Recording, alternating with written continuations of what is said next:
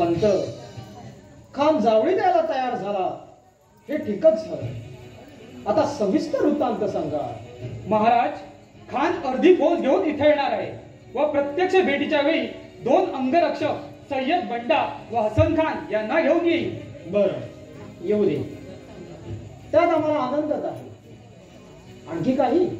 राजे, खान धूर्त तितका बुद्धिमान आहे. मनाने जसा बळकट आहे तसेच शरीराने बळकट आहे. दागदागिन्यांचा लोभी असल्याचं जाणवतं. आपण पाठवलेल्या नजराणा पाहून डोळे दिपून गेले त्यांचे. खान दौलतीचा लोभी आहे, दागदागिन्यांचा शौकीन आहे हे यापूर्वीच कळलंय आम्हाला. त्यामुळे भेटीचा शामियाना भरपूर दागदागिन्यानं मडवायचं ठरवलंय आम्ही. कारण भेटीसाठी खान आला तर तो शामियानाकडे पाहतच राहायला हवा.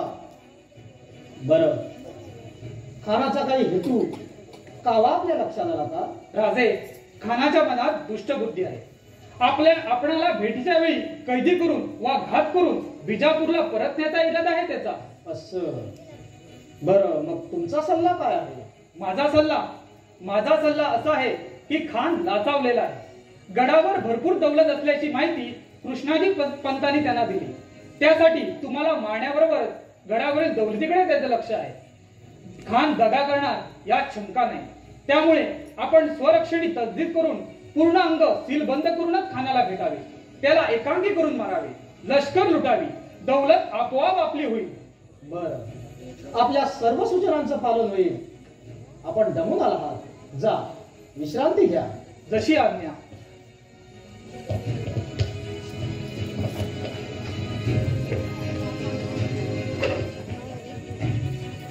नियतीचा खेळ किती क्रूर आहे. खरंच तो सर्वांना खेळावा लागतो. प्रभू रामचंद्रांना सुद्धा युद्ध टाळता आलं नाही आणि भगवान श्रीकृष्णाला देखील.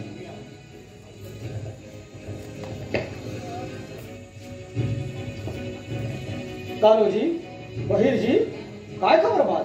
महाराज, हा खान म्हणजे हत्तीच आहे. 1.5 गज उंच आहे तो. 2 मावेचा घेर आहे त्याचा. पहार सहज वाकवतो व परत सरळ करतो. एवढं त्याचं बळ आहे. आडवी झालेली तोफेची गाडी एकदा सरळ करतो तो. वाईच्या जंगलात प्रत्यक्ष भेटलोय मी त्याला. खान बलवान तसा खून सुद्धा आहे. आणि विजापूरहून येताना तो आपल्या 60 बेगमा मारून आला आहे. अंगाचं बळ हेच त्याचं मुख्य हत्यार आहे. बरीच माहिती मिळवली तुम्ही. बरं बहिरजी, खानाबरोबर सतत असणारा सय्यद बंडा कसा काय आहे? तो खानाच्या उंचीचा, अंगलटीत कमी भासला तरी पोलादी हाडाचा आहे. पट्टा फिरवण्यात मशहूर आहे. 9 हातावरचा माणूस सहज गारद करून लगेच दुसऱ्या वाराला तयार होतो.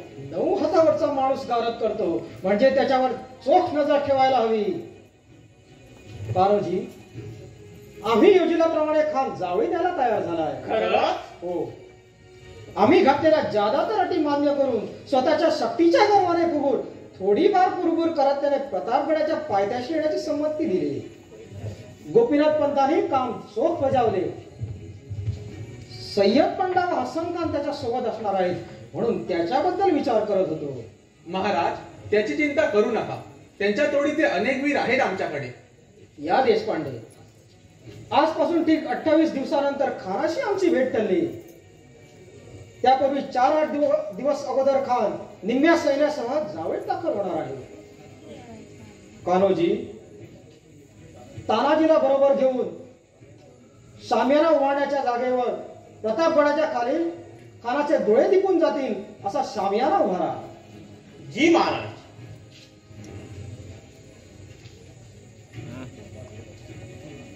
संभाजी, जीवा, बरं केलं लवकर आलात. माझ्या मावळ मर्दानो, प्रतापगडाच्या पायथ्याशी खानाची आमची भेट ठरली. खानाच्या भेटीसाठी प्रतापगडाच्या पायथ्याची जागा मी का निवडली? कारण तुमच्या लक्षात आलंच असेल.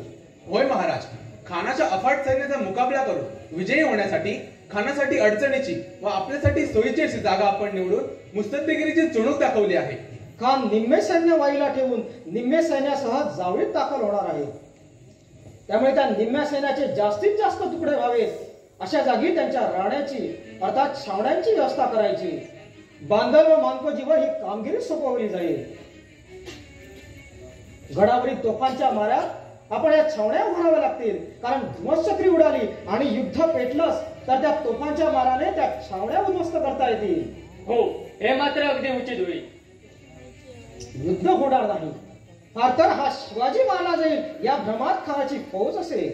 महाराज, असं असेल तर खानाची फौज इथं बेसावत असताना त्यांना मारणं सहज शक्य आहे. राजाने खानाला भिल्याचं नाटक केल्याने खानाचं सैन्य गाफील राहील हे मात्र निश्चित. हो, पण आपण कुणीही गाफील राहून चालणार नाही.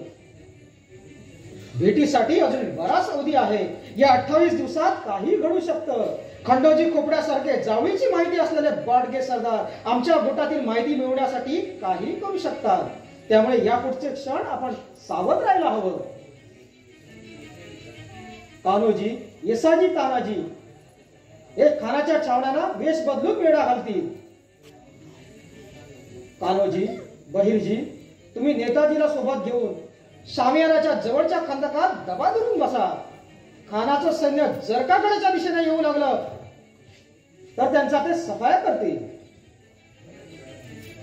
दऱ्या खोऱ्यात झाडात झुडपात लपलेला एकही मावळा खानाच्या माणसाला दिसता कामा नाही.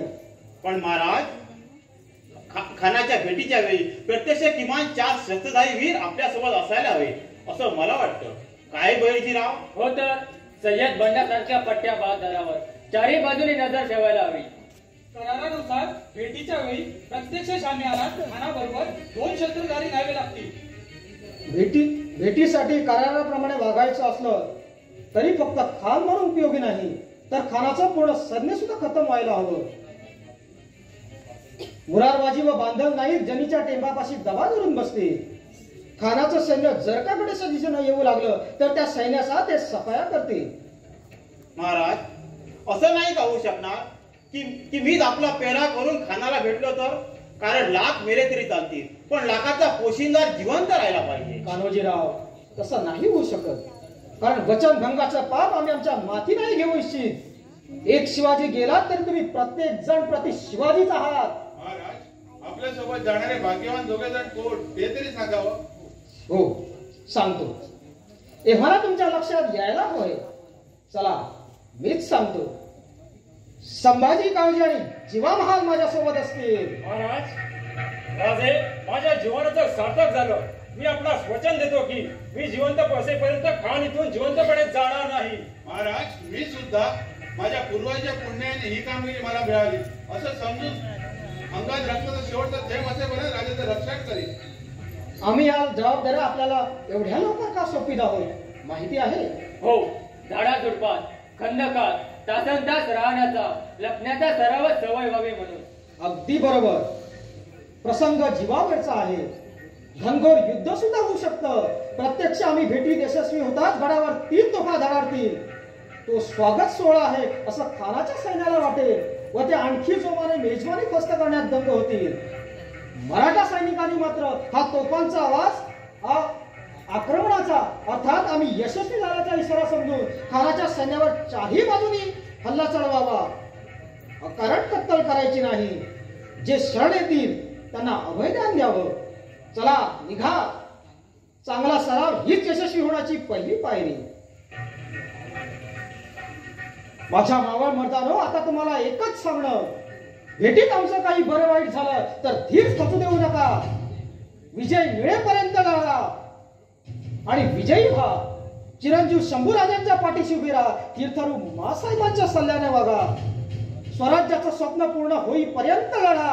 ही भूमी पूर्ण केल्याशिवाय, स्वतंत्र केल्याशिवाय हत्याराखाली ठेवू नका. भवानी आम्हाला राखील हा आत्मविश्वास उरी ठेवून आम्ही आकाशमिठी मारणार आहोत. आमची शिवशक्ती परमेश्वर खानाला दाखवून देईल. चला.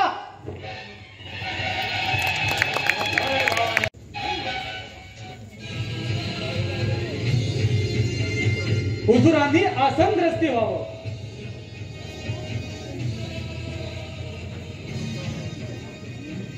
अंदाजी, शिवाजी स्वतःला कोण समजतो? पाछापाशी सुद्धा एवढी धन दौलत नाही. या या, एवढे हे मोती, एवढा हा दिखावा. हुजूर, मी आपल्याला सांगितलं नव्हतं का? पण हा माल आता परकाला. पातशाहीचा माल पातशाहीकडे म्हणजे आपणाकडे. हुजूर, काय पंत? हो हो, अगदी बरोबर. ही सारी दौलत तर आता आपलीच होणार आहे. अस्सल जड जवाहीर तर गडावरच्या जामदार खान्यात आहे. हुजूर, ही सारी दौलत तर आता आपलीच होणार आहे. बरोबर. ही सारी दौलत आता आपल्यासोबत वाड्यावर जाईल. बरं, कुठे आहे तो शिवाजी? कधी एकदा त्याला कळकडून भेटवसं झालंय. राजे गड उतरत आहेत. ते पहा, राजे आलेच म्हणायचं. यावं यावं राजे.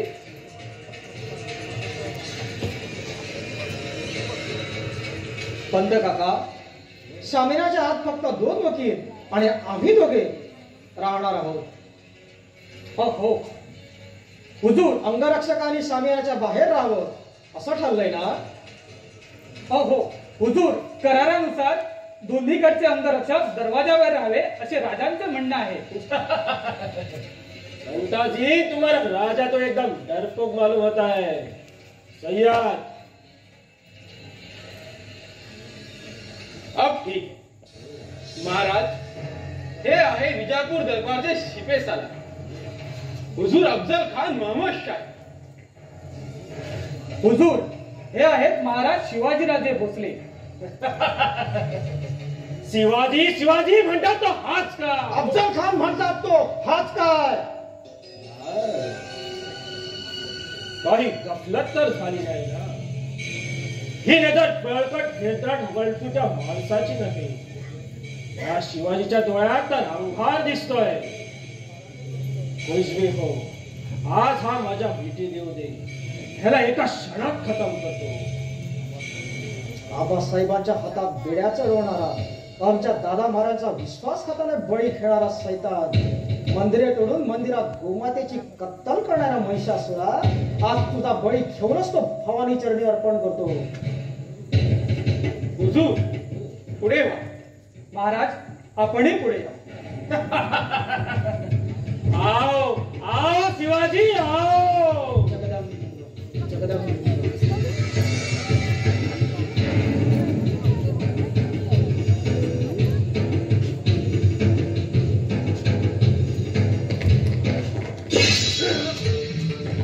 या अल्लाह! या अल्लाह! बचाओ बचाओ! दगा दगा दगा! या अल्लाह!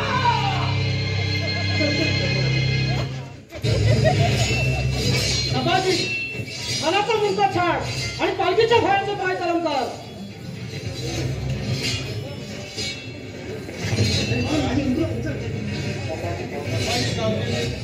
पालखीत बसत असताना त्यांना मुंडकं छाटलं व त्यांना यमसदनाला पाठवलं. राजे, घात केला. पंत, घात आम्ही नाही, खानाने केला. प्रथम त्यांनीच आमच्यावर कप्ताने वार केला.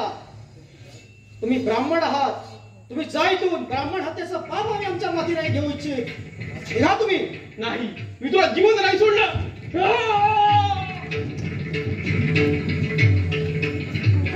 पंत, गडावर इशारा द्या, कर्णा वाजवा, विचारीचा नाद निघालू द्या. राजे, आपण दिलेली कामगिरी या सेवकाने फत्ते केली. हे पहा त्या महिषासुराचं खानाचं मुंडकं. शाबास कावजी. महाराज, तोफांच्या आवाजावर गडाखाली मराठी सैनिक खानाच्या सैन्यावर सुटून पडले. आम्ही जाऊ का तिकडे? नको, तुम्ही तुमची कामगिरी योग्य बजावली. इतर मराठा सैनिकांना त्यांची कामगिरी बजावू द्या. मराठ्यांच्या शिवशक्तीचा इशारा साऱ्या दुनियेला पाहू द्या. चला.